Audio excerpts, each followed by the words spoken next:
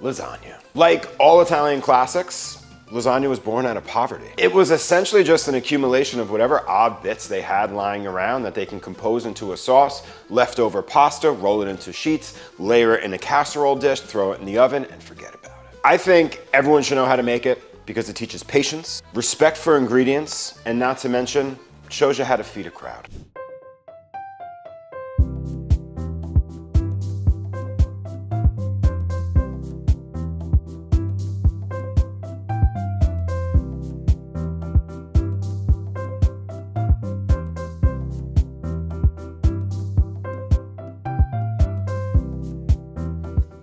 There's about a dozen different types of lasagnas out there in Italy, all coming from different regions, all for different purposes. But the most popular lasagna, probably the best lasagna, in my fair opinion, has to be the lasagna bolognese. This is a lasagna that comes from Bologna in the Emilia-Romagna region in Italy. It's about like northern central-esque region of Italy. Today we're gonna make 3 kinds of lasagnas. Yeah, 3. I'm extra. 1, the Italian-American lasagna, the lasagna I grew up on that my mother makes me. 2, the traditional Bolognese style lasagna, straight out of Italy's playbook. And number 3, a vegetarian style lasagna. Something for the non-meat eaters that will definitely rifle the best lasagna we're gonna make today. That's gonna have a little bit of spinach, porcini mushrooms, taleggio cheese.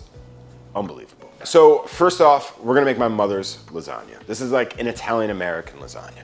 This is a lasagna that has ricotta cheese, mozzarella cheese, whereas if you go to the Bologna region or anywhere in the Emilia-Romagna for that matter, you're not finding those cheeses stuffed in a lasagna. It's made in a much, much, much different way. So the American lasagna, Mama's lasagna. Here's what you need. Pre-cooked pasta sheets, no shame, it's okay. A solid sauce as a foundation, we're gonna use a classic marinara.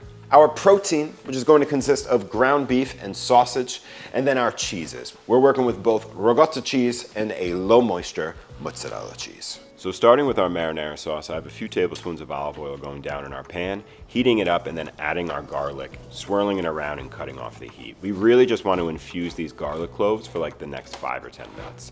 Meanwhile, I have a can of San Marzano tomatoes. We're just gonna blitz using a hand blender. Add those to the pot, throw it back on, and then add some Parmesan rinds. Some people like to add basil early. Some people like to toast the basil in the oil. I like to add the basil about 10 or 15 minutes before I'm about to serve it. That's just me.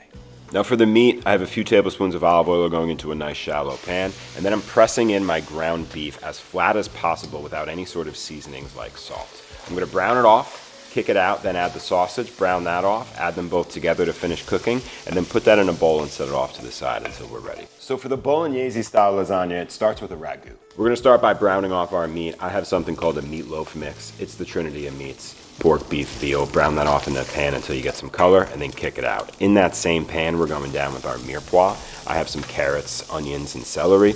Really toast these off. I want them translucent. I want them soft, probably about 5 minutes or so.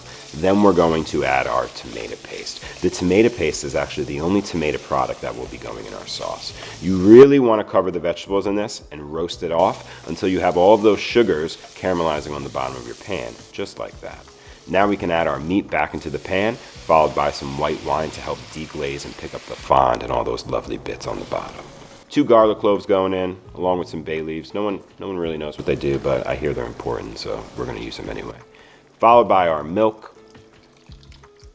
Stir this slowly. Add in some Parmesan rinds, pop the lid on it, and let it cook for about 3 hours on the stove. So instead of a cheese element, the Italians actually just make a classic bechamel. For our bechamel, it really couldn't be any easier. Starting off with some butter, a few tablespoons melting into our pot, and then equal parts of some all-purpose flour. Whisk this together until it starts to bubble and foam. This is known as a roux. There's different stages as a roux. We just need a blonde roux, so this will do. Hey now, that rhymed. We're gonna add some room temperature or warm milk to this. I like to add just a few tablespoons first. Mix all this together to make sure everything is going to start thickening, and then you can add the rest of your milk. Give this a nice stir. After your bechamel has started to thicken, I'm gonna hit it with a little bit of Parmesan cheese and a little bit of nutmeg and white pepper. So for our vegetarian lasagna, believe it or not, it's a little bit more in depth. We're gonna make a mushroom ragu. So I got some celery and onions going into this food processor along with a few cloves of garlic. Give it a nice blitz. Then we're gonna add some shiitake mushrooms. Same thing, finely chop all of these before going into a nice hot skillet with a little bit of olive oil. We now wanna fry this mix. Mushrooms have so much flavor, but they also have so much moisture. So if you really don't cook and toast these mushrooms off, expelling a lot of that moisture, you're really not gonna get that deep, rich mushroom flavor. We're getting some nice color on the bottom of our pan here. Move this around. This is gonna take about 15 minutes because of how much moisture. Now, I didn't get this on camera, but I blanched off a bunch of spinach. Using a little bit of that blanching liquid, I'm going to help puree this into a nice paste. We're gonna use half the paste to make our ragù, adding our toasted mushroom mix to that, as well as a little bit of our béchamel sauce that we made earlier today. Give everything a nice stir until it's completely homogeneous. Again, this is basically going to be our ragù or our layers in between our vegetarian lasagna. Beautiful. Now, if you missed our season opener on how to make fresh pasta by hand, I suggest going back and watching that. But I'm using the rest of our spinach puree to add in with our eggs as we make our pasta. Very simple, putting together fresh pasta. Now, you've seen this 1,000 times on the page. The last component, we have our taleggio cream sauce. I have some taleggio cheese at room temperature cut into some chunks. Hot cream goes right over that. Wrap it tightly and let this insulate for about 20 minutes. It's gonna get really warm and gooey. Then I come in with a hand blender, mix all of this together until we have this nice creamy, silky cheese sauce. Next, we're going to pre-cook all of our pasta sheets in some heavily salted boiling water. Yes, that's how much salt I actually use. We're going down with our pre-made pasta sheets. This is for our Italian-American pasta. Cook them until they are completely cooked, taking them out, followed by our normal pasta sheets. These are sheets that I personally made. It's fresh pasta. This will take literally 30 seconds to cook. And as they come out, they're going on a lightly oiled sheet pan just to keep them from sticking together. Be very careful. Same story goes with our spinach pasta. All right, so with your traditional style bolognese lasagna, you don't really have cheese. You have Parmesan cheese, but you don't have like ricotta and mozzarella that you do in an American style lasagna. If you do want to switch it up and add cheese to any lasagna, there's one thing you need to keep in mind. When buying mozzarella, you want to look for low moisture mozzarella cheese. Regular mozzarella cheese, it will work, but as soon as it starts to melt, all of the moisture has to go somewhere. So it's either going to seep out into your lasagna into all of those pasta sheets and those great layers, or it's just going to like create steam and overcook all your noodles and like you're just gonna have a mess. You're gonna open your lasagna, you'll cut into it, and there'll be a puddle just like shooting out at you. You don't want that. To ensure that you have complete control of the moisture in your lasagna, opt for a low moisture mozzarella cheese. You can find it in any store that carries cheese. So to prep this, I wanna go real thin, kind of like this.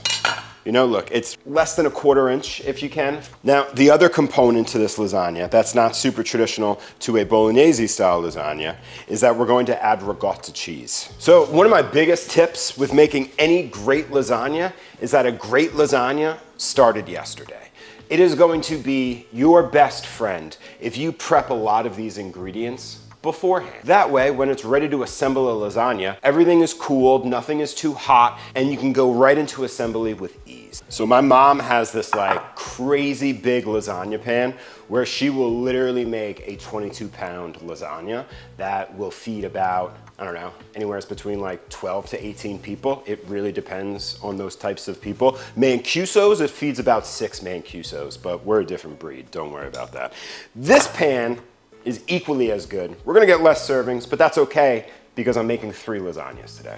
No, you want something that's going to be deep, okay? The first thing you wanna do, this is gonna go for every single lasagna because you don't wanna put all these man hours in and all this blood, sweat, and tears, and then your lasagna sticks to your pan.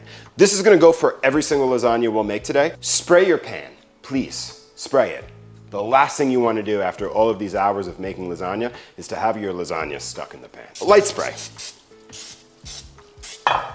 That's it. So I have some marinara sauce here that we made yesterday. We're gonna do a little bit of sauce in the bottom. Really spread that out.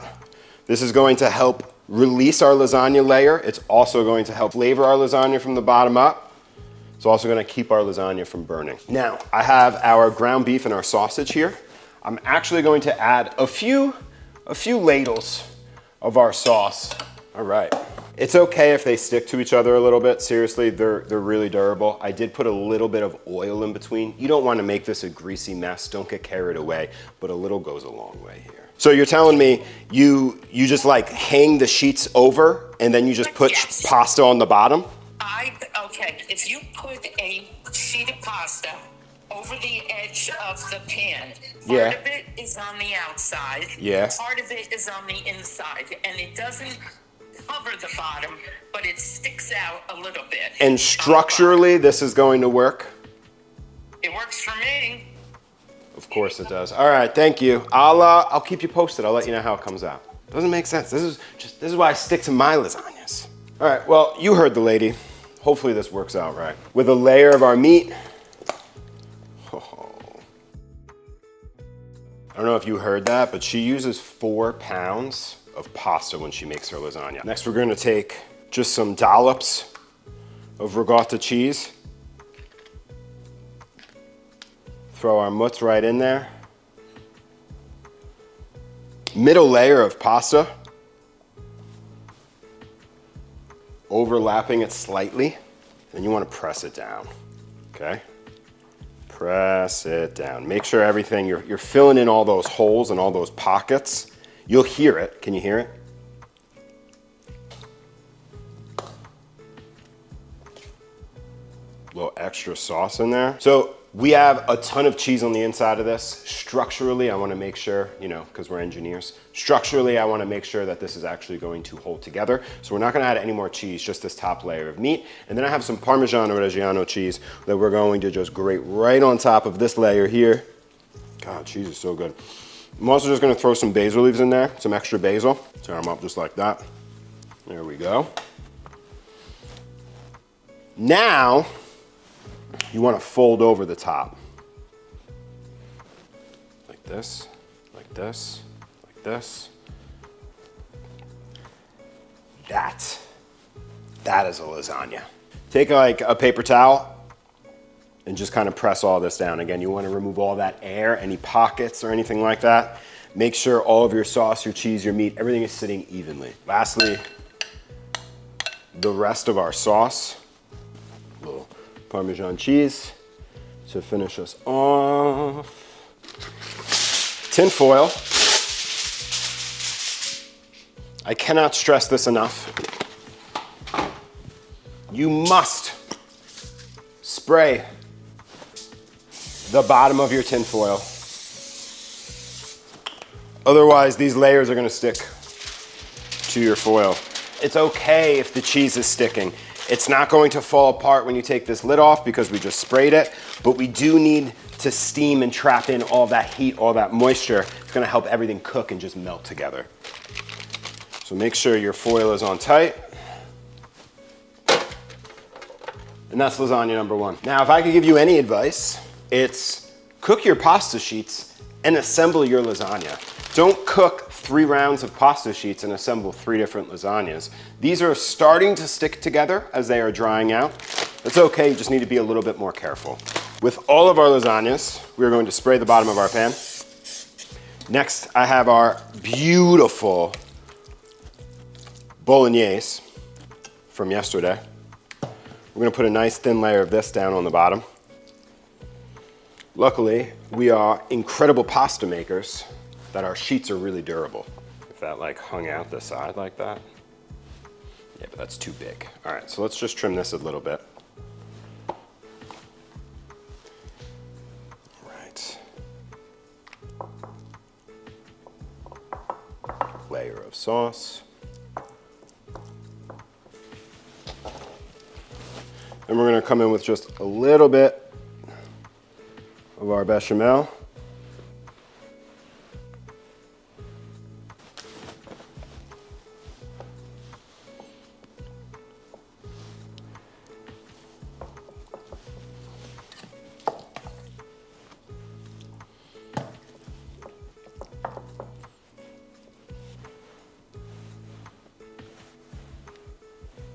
Layer of this before our top. Really smooth this out. All right, that's kind of like our top. That's the whole assembly. Now again, you want to press down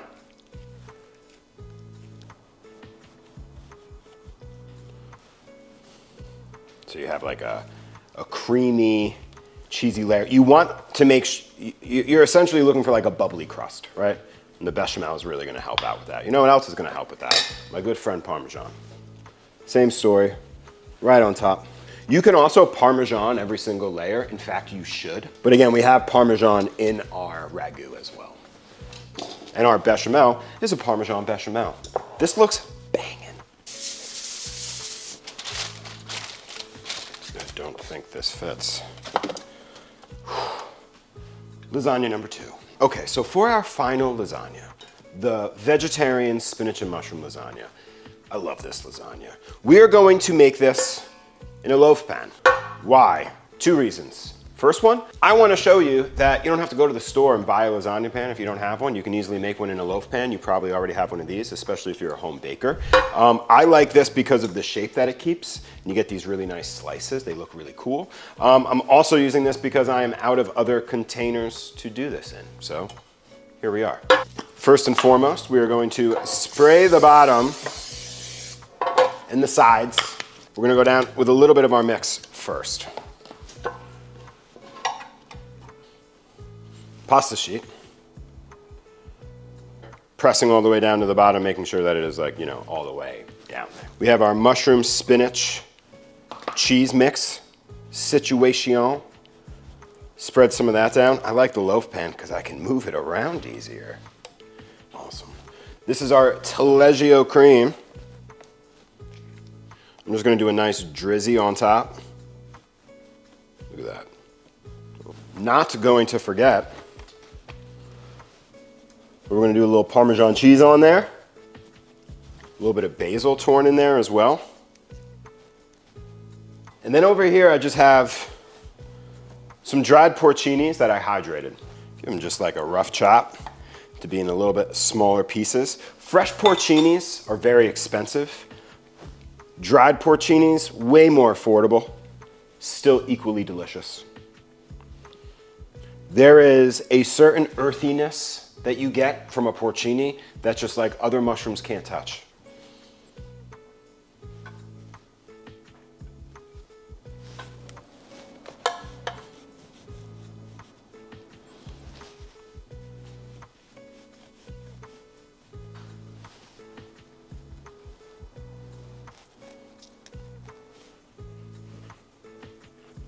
So again, really pressing down, make sure there's no air pockets or anything like that. And then for our final layer, I have some of our spinach puree that we did for our pasta. I saved some of that. We're just gonna add some of that right on top here. A very thin layer of some Taleggio right on top as well.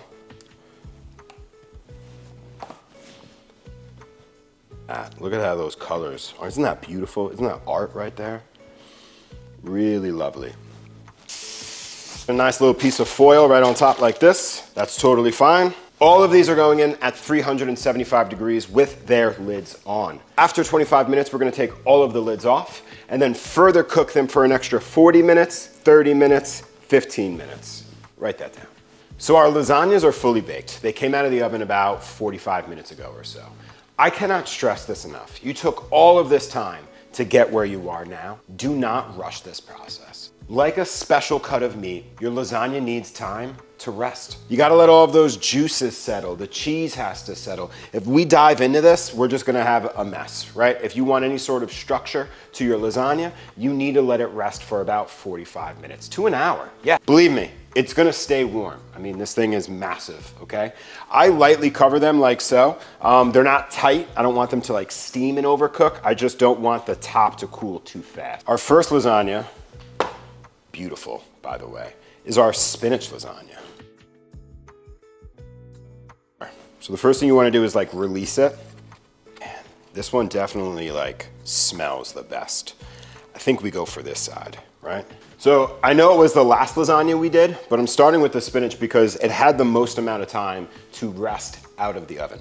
Where are my plates? I had plates. As far as notes on extracting a perfect slice of lasagna, I don't really have any. Take your time, be very gentle, be very careful, be sweet, okay? She deserves it.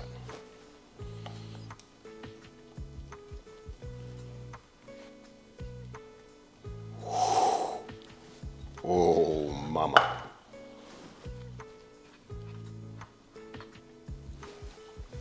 This is our vegetarian spinach and mushroom lasagna with taleggio cheese, porcinis, and shiitakes. Are you kidding me? Look at that.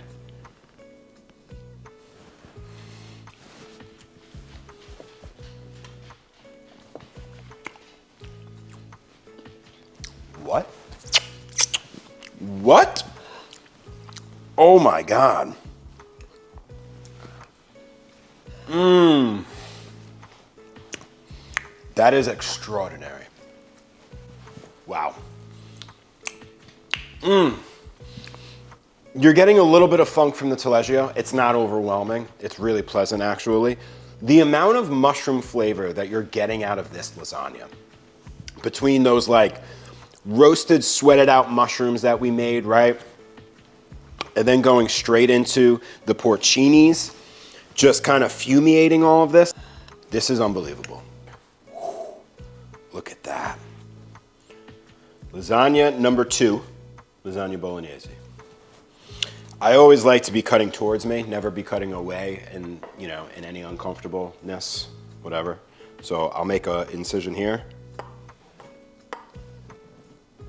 And then I'm dragging my knife, wow, like butter. And then the last piece, listen. Make sure you've completely cut through. Let's do a test, one more. Like that, excellent. Rotate the pan, like so.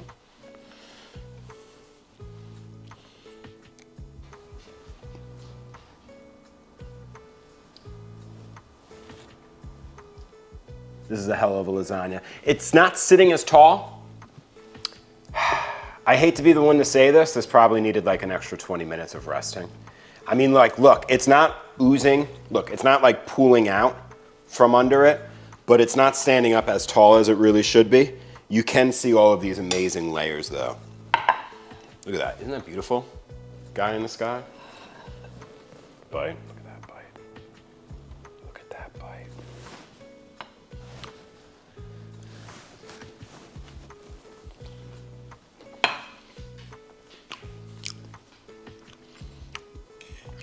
Yeah. Yeah. Wow. That's a good lasagna. My favorite part is that crispy outside. Fresh pasta baked in the oven like that, it's so nice. It's such a fun texture to kind of mix in there. The bechamel is very nice here. I'm not missing ricotta or mozzarella in any way. The ragù is also chopped very fine. Kind of just like melts into the layers of the pasta. Pasta sheets are perfect, al dente. This is a very good lasagna. Some people like to use red wine. This is why I use white wine. It's there, but it keeps it light. It's not rich, it's not, oh, my stomach. It's like, how do I fit more of this in me? The reason I did this in reverse order is because you can kind of tell from the size of this, especially since we have looser cheese like ricotta or mozzarella kind of in here. I really need them to set back up. I can't dive right in here. Also, it's really, really, really, really big. So 40 minutes of resting here isn't equal to 40 minutes resting here. I need probably about an hour of rest here. So what I love about my mom's lasagna is the corners where the slices have overlapped. Those are really special pieces. It's definitely more pasta than some people may be looking for. With my mom's lasagna, the first slice to take out is always a mess. It's just how it works. Oh, hey, you missing me? Yeah, I am missing you. Oh, okay, get some cheese action. So this is Mama Mancuso's classic Italian. Deb, I hope I made you proud. It actually held together very well. On a plate it didn't, because I took the corner piece, which is structurally not the best piece to start with, but I mean, come on. Look at this guy. Still steaming. Nailed it. Nailed it. Where you get this like really crispy chip part, right, at the side. Wow. because why not cover it in more Taleggio cheese, right? These are 3 outstanding lasagnas. Depending on what your preference is, you can't go wrong with any of these. Maybe your family is more partial to just like pasta and a bunch of cheese.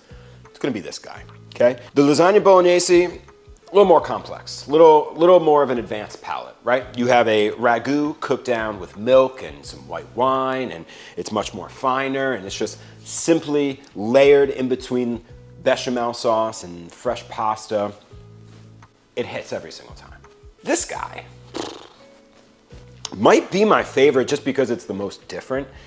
If you pull this off correctly, everybody, I don't care who you are, your uncle who only eats, you know, ribeyes on the bone, he's gonna flip his shit over this. It's a very special lasagna. I personally love this one. I think I'm going to choose as my favorite today. Ask me on any other day of the week, I don't know, I could go with either one of these. They're all amazing though. But this one just kind of stands out for me. If you made it to the end of this video, please do me a favor. You're already here. Like, comment, and subscribe right here. You can follow me on Instagram as well. I've posted a lot of the behind the scenes stuff of my show there. And I can't wait to see you next week. I got a fun one for you. We'll see you then.